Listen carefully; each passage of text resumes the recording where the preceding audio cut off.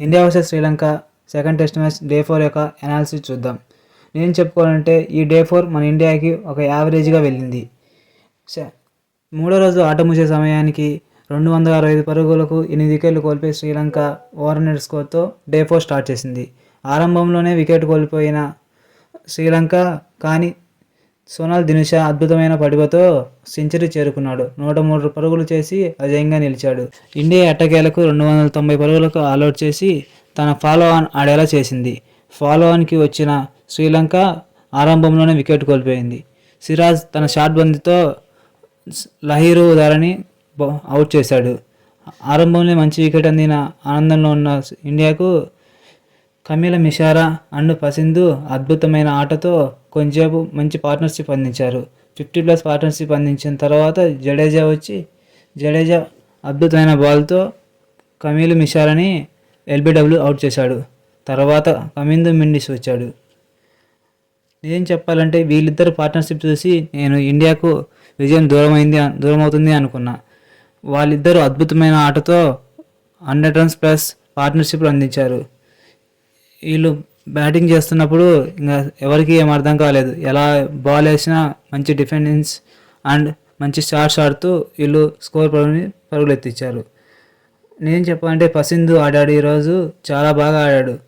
Debut తర్వాత match అయినా సూపర్గా ఆడి తన శ్రీలంకకు మంచి రన్స్ యాడ్ చేశాడు. ప్రసిద్ధ్ కృష్ణ మళ్ళీ వచ్చి కెమెన్ మెండిస్ని అవుట్ చేశాడు. ఒక అద్భుతమైన క్యాచ్తో Gill captain leading from the front మంచి క్యాచ్ పట్టుకొని కమిందు మెండిస్ని అవుట్ చేశాడు. దాని తర్వాత వచ్చిన ధనంజయ డిసిల్వా అంతగా ఏమీ ఆడలేక 23 పరుగులకే అవుట్ అయి వెనుదిగాడు. మళ్ళీ సోనాల్ దినుషా అద్భుతమైన ఆటతో మంచిగా ఆడుతూ నాట్అవుట్గా నిలిచాడు.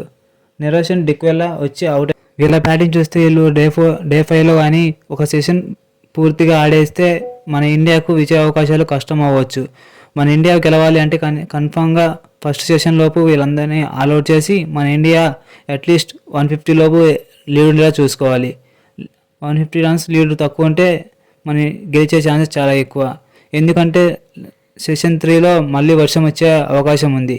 రేపు మనం ఇండియా గెలవాలంటే వర్షం రాకూడదని దేవుణ్ణి కోరుకోవాలి. మ్యాచ్ గురించి చెప్పుకోవాలంటే ప్రసిద్ధ్ కృష్ణ మంచి బౌలింగ్ చేశాడు. మంచి వికెట్స్ అందించాడు. అలాగే మానవ్ సుతార్ కూడా మంచి వికెట్స్ ఇచ్చారు.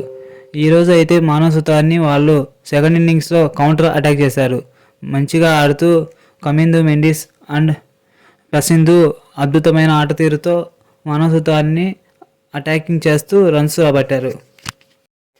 మన ఇండియా గెలవాలంటే మనం తీయాల్సిన మొదటి వికెట్ సోనాల్ దినుషా. అతడి వికెట్ తీస్తేనే మన ఇండియాకు గెలిచే అవకాశాలు చాలా ఎక్కువ.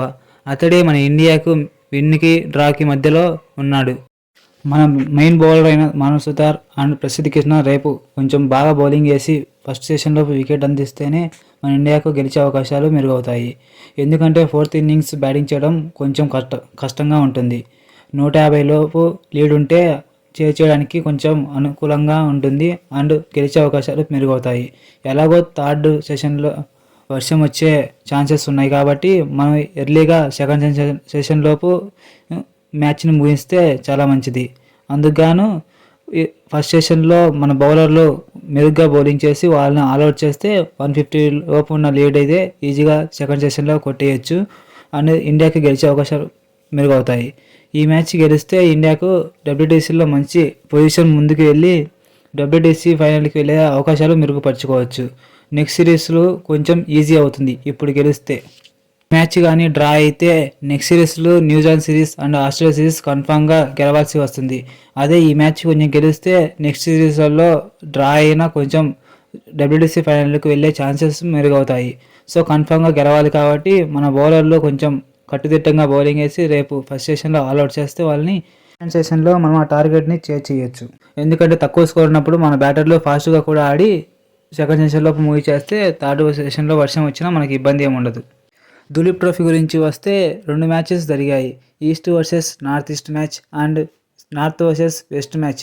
ఈ 2 మ్యాచ్ల్లో గాను ఈస్ట్ వర్సెస్ నార్త్ ఈస్ట్ మ్యాచ్లో ఈస్ట్ టీం ఘన విజయం సాధించింది. ఒక ఇన్నింగ్స్ 215 తేడాతో నార్త్ ఈస్ట్ని ఓడించింది. ఇందులో కీలకంగా సో మాట్లాడుకోవాలంటే వైభవ్ సూర్యవంశీ బ్యాటింగ్లో విఫలమైన బౌలింగ్లో 2 వికెట్లు తీశాడు. 3 ఓవర్లు వేసి కేవలం 3 ఓవర్లోనే 2 వికెట్లు తీసి తన సత్తా చాటాడు. అలాగే ఈస్ట్ జోన్లో Shahbaz Ahmed 100 runs and 5 wickets తీసి మ్యాన్ ఆఫ్ ద మ్యాచ్గా నిలిచాడు. అలాగే వెస్ట్ జోన్ అండ్ నార్త్ జోన్కి వస్తే నార్త్ జోన్ ఘన విజయం సాధించింది. ఫస్ట్లో అందరూ వెస్ట్ జోన్ గెలుస్తుంది అనుకున్న రుతురాజ్ గైక్వాడ్ రన్అట్ అయ్యాక వెస్ట్ జోన్ మొత్తం ఆల్అవుట్ అయ్యి నార్త్ జోన్కి విజయం అందించారు. So north zone and east zone 2 semi-final qualify అయ్యాయి. ఈ 2 టీములు సెంట్రల్ జోన్ అండ్ సౌత్ జోన్తో తలపడతాయి ఈ నెల 30వ తారీఖు. వేచి చూడండి. వీడియో నచ్చితే షేర్ చేయండి, లైక్ చేయండి, సబ్స్క్రైబ్ చేయండి భయ్యా. మోర్ వీడియోస్ చేయడానికి నాకు కొంచెం ఎంటర్టైన్గా ఉంటుంది.